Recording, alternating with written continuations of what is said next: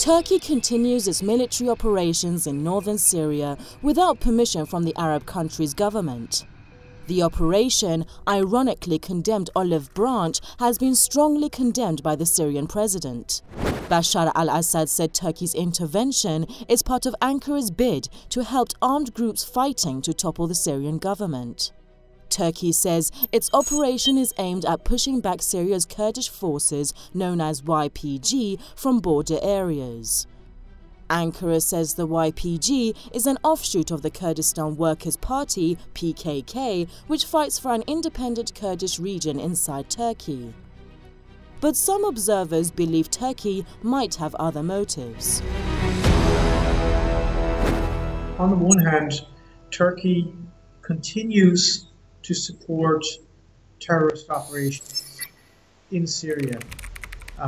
They met with representatives of the so-called Free Syrian Army, went to Washington recently to lobby the American government to basically start sending more arms and equipment to the so-called rebels in Syria, that is to say Al-Qaeda affiliates, under the code name of the Free Syrian Army.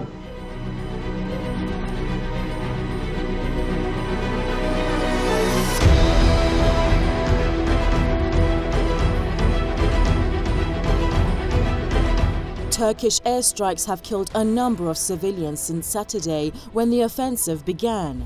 Russia, which is Syria's staunch ally in its war on terror, has remained largely silent on the Turkish invasion.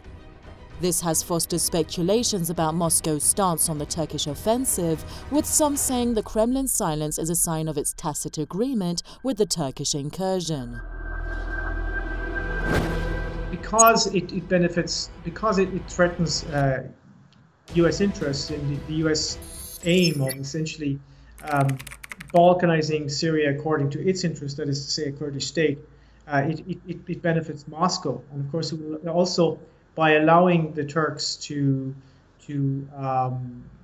destroy the Syrian state formation, Russia is also protecting its interests in the Eastern Mediterranean. It's protecting its influence, in fact, in Syria, because if the Kurds don't get a federal Syria, which is what they want, to balkanize Syria, then there's a better chance of Damascus and Ankara eventually coming to a deal. But the US has reacted to the Turkish operation in northern Syria. Washington has called on Ankara to act with restraint. After all, it was the US which in the first place, and at least on the surface, provoked the Turkish attack by announcing plans to form a 30,000-strong Kurdish contingent in Syria. The US, of course, is already building up major troop presence in Syria. We have statements about 30,000 troops being deployed as a border force.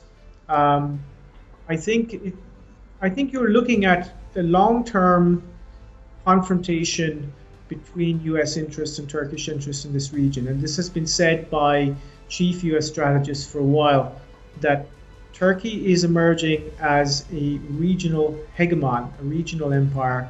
And it's the aim of the Turkish government, and has been for a long time, to espouse a form of neo-Ottomanism. And Turkey wants to be the regional hegemon, and that is coming into conflict with U.S.-Israeli interests.